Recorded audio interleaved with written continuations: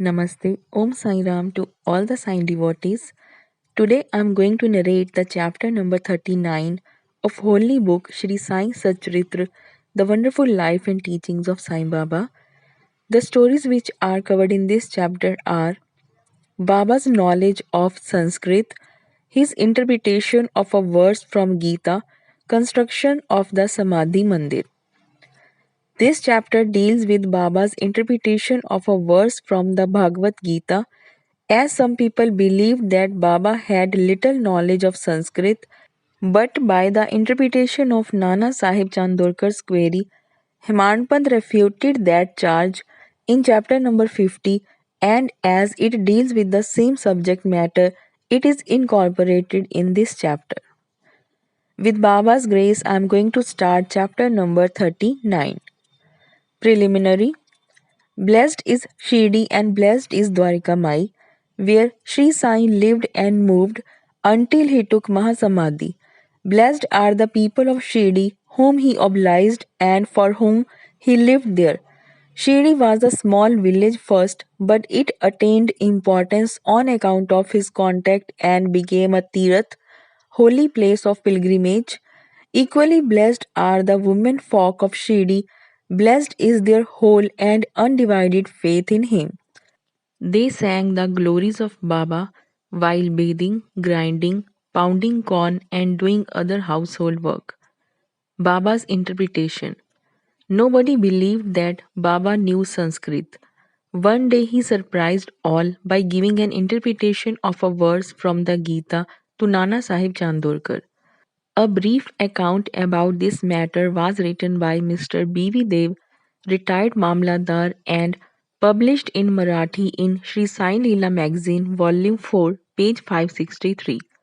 Short accounts of the same are also published in Shri Sai Baba's Charters and Sayings, page 61, and in The Wondrous Saint Sai Baba, page 36, both by B.V. Narsingh Swami. Mr. B.V. Dev has also given an English version of this in his statement, dated 27 September 1936, and published on page 66 of Devotees' Experiences Part 3 by Narsingh Swami. As Mr. Dev has got first-hand information about this subject from Nana Sahib himself, we give below his version. Nana Sahib Chandorkar was a good student of Vedant. He had read Gita with commentaries. He fancied that Baba knew nothing of Sanskrit texts. So Baba one day pricked the bubble. These were the days before crowds flocked to Baba, when Baba had individual meetings at the mosque with such devotees. Nana was sitting near Baba and massaging his legs and muttering something under his breath. Baba, Nana, what are you mumbling to yourself? Nana, I am reciting a shlok or a verse. Baba, what shlok? Nana, from Bhagavad Gita. Baba, say it loudly. Nana then recited Bhagavad Gita 4:34, which is as follows. Tadvidhi pranipaten pariprashnen sevya updekshyanti te jnanam jnanenas tattav darshanaha. Baba, Nana, do you understand it? Nana, yes. Baba, if you do, then tell me its meaning. Nana, it means this: making Sashtang Namaskar, that is prostration, asking the Guru, serving him, learn what this knowledge is. Then those who have attained the real knowledge of the Sadvastu Brahma will give you Updesh or instruction of knowledge. Baba, Nana, I do not want this sort of collected purport of the whole stanza. Give me each word its grammatical force and meaning. Then Nana explained it word by word. Baba, Nana, is it enough to merely make prostration? Nana, I do not know any other meaning for the word pranipat than making prostration. Baba, what is pariprashan? Nana, asking questions. Baba, what does prashan mean? Nana, the same, questioning. Baba, if pariprashan means the same as prashan, Why did Vyas add the prefix pari? Was Vyas off his head? Nana. I do not know of any other meaning for the word pariprashan. Baba. Seva. What sort of seva is meant? Nana. Just what we are doing to you. Baba. Is it enough to render such service? Nana. I do not know what more is signified by the word seva. Baba. In the next line, Updekshayanti te jnanam. Can you read any other word in lieu of jnanam? Nana. Yes. Baba. What word? Nana. Ajnanam. Baba. Taking that word instead of gyan, is any meaning made out of the verse? Nana. No. Shankar Bhasha gives no such construction. Baba. Never mind. If he does not, is there any objection in using the word agyan if it gives a better sense? Nana. I do not understand how to construe by placing agyan in it. Baba. Why does Krishna refer Arjun to Tattvadarshis to do his prostration, interrogation, and service? Was not Krishna a Tattvadarshi, in fact, Gyan itself? Nana. Yes, he was, but I do not make out why he referred Arjun to Gyanis. Baba. Have you not understood this? Nana was humiliated, his pride was knocked down, then Baba began to explain. First, it is not enough merely to prostrate before the Gyanis. We must make Sarvasva Sharanagati or complete surrender to the Sadguru. Second, mere questioning is not enough. The question must not be made with any improper motive or attitude or to trap the Guru and catch mistakes in the answer or out of idle curiosity. It must be earnest with a view to achieve spiritual progress or liberation. Third, Seva is not rendering service with the feeling that one is free to offer or refuse service. One must feel that he is not the master of the body, that the body is Guru's and exists merely to render service to him. If this is done, the Sadguru will show you what the knowledge referred to in the previous stanza is. Nana did not understand what is meant by saying that a Guru teaches a Gyan. Baba, how is Gyan Upadesh, that is, imparting of realization to be effected? Destroying ignorance is Gyan. Of verse OV 1396 of Gyaneshwari, commenting on Gita 18 to 66 says, removal of ignorance is, O Arjun, if dream and sleep disappear, you are yourself. It is like that. Also, OV 83 on Gita 5:16 says, is there anything different or independent in Gyan besides the destruction of ignorance? Expelling darkness means light. Destroying duality or Dvait means non duality or Advait. Whenever we speak of destroying Dvait, we speak of Advait. Whenever we talk of destroying darkness, we talk of light. If we have to realize the Advait state, the feeling of Dvait in ourselves has to be removed. That is the realization of the Advait state. Who can speak of Advait while remaining in Dvait state? Unless one gets into that state of non duality, how can one know it and realize it? Again, the Shishya or disciple, like the Sadguru, is the embodiment of Gyan.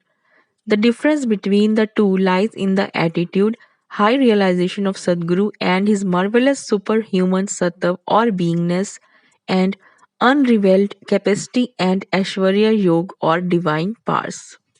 The Sadguru is Nirgun, Sat Chit Anand. He has indeed taken human form to elevate mankind and raise the world, but his real Nirgun nature is not destroyed thereby even a bit. His existence, divine power, and wisdom remain undiminished. The disciple also is in fact of the same Sabrup, but it is overlaid by the effect of the sanskars of innumerable births in the shape of ignorance, which veils his view that he is Shuddha Chaitanya, As stated therein, he gets the impressions: I am Jiva, a creature meek and poor. The Guru has to root out these offshoots of ignorance and has to give upadesh or instruction.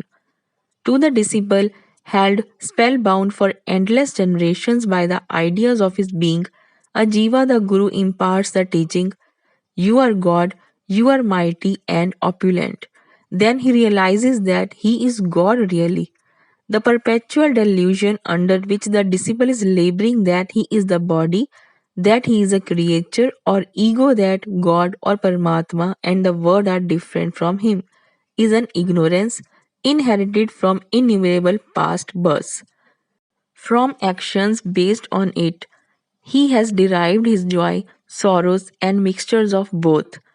To remove this delusion, this error, this root ignorance, he must start the inquiry. How did the ignorance arise? Where is it? And to show him, this is called the Guru's Upadesh. The following are the instances of Agyan. First, I am a Jiva or creature. Second, body is the soul, I am the body. Third, God, word, and Jiva are different. Fourth, I am not God. Fifth, not knowing that body is not the soul. Sixth, not knowing that God, Word, and Jiva are one.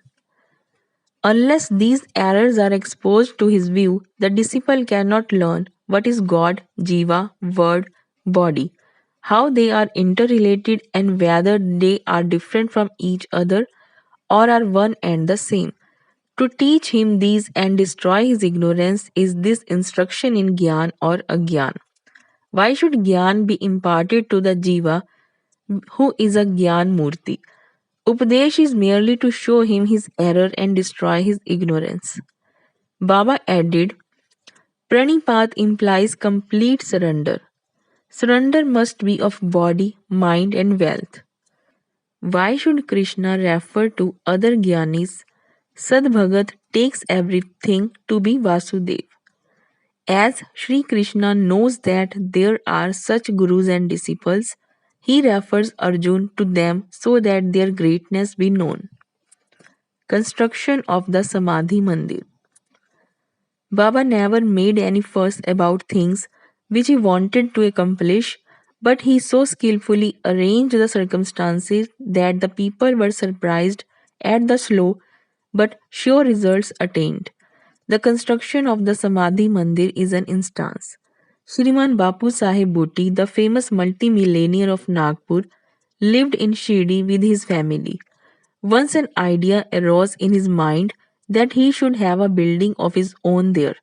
Some time after this, while he was sleeping in Dikshitwada, he got a vision. Baba appeared in his dream and ordered him to build a vada with a temple. Shama, who was sleeping there, also got a similar vision. When Bapu Sahib awoke, he saw Shama crying and asked the latter as to why he was in tears. Shama replied that in his vision Baba came to him and ordered distinctly, Build the vada with the temple, I shall fulfill the desires of all. On hearing the sweet and loving words of Baba, I was overpowered with emotion.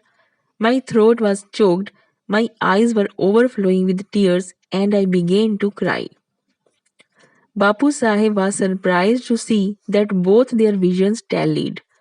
Being a rich and capable man, he decided to build a vada there and drew up a plan with Shama. Kaka Sahib Dikshit also approved of it, and when it was placed before Baba, he also sanctioned it immediately. Then the construction work was duly started, and under the supervision of Shama, the ground floor, the cellar, and the well were completed. Baba, on his way to and from Landi, also suggested some improvements. Further work was entrusted to Bapu Sahib Jog, and when it was going on, an idea struck Bapu Sahib Bhuti's mind that there should be an open space or platform, and in the center the image of Murlidhar be installed. He asked Shama to refer this matter to Baba and get his consent. The latter asked Baba about this when he was just passing by the Vada. On hearing Shama, Baba gave his consent, saying, "After the temple is complete, I will come there to stay." And staring at the Vada, he added, "After the Vada is complete, we shall use it ourselves. We shall live, move, and play there, embrace each other, and be happy." Then Shama asked Baba whether this was the auspicious time to begin the foundation work of the central room of the shrine. Baba answered in the affirmative. Then Shama got a coconut broken there and started the work. In due time, the work was completed and an order was also placed for making a good image of Murlidhar. But before it was ready, a new situation turned up. Baba became seriously ill. Bapu Saheb became very sad and dejected, thinking that if Baba passed away, his Vada would not be consecrated by the holy touch of Baba's feet, and all his money, about a lakh of rupees, would be wasted away. But the words, "Keep me in the Vada," which came out of Baba's mouth just before his passing away, consoled not only Bapu Saheb but one and all. In due time, Baba's holy body was placed and preserved in the central shrine meant for Murlidhar, and Baba himself became Murlidhar, and the Vada thus became the Samadhi Mandir of Sai Baba. His wonderful Leela is unfathomable.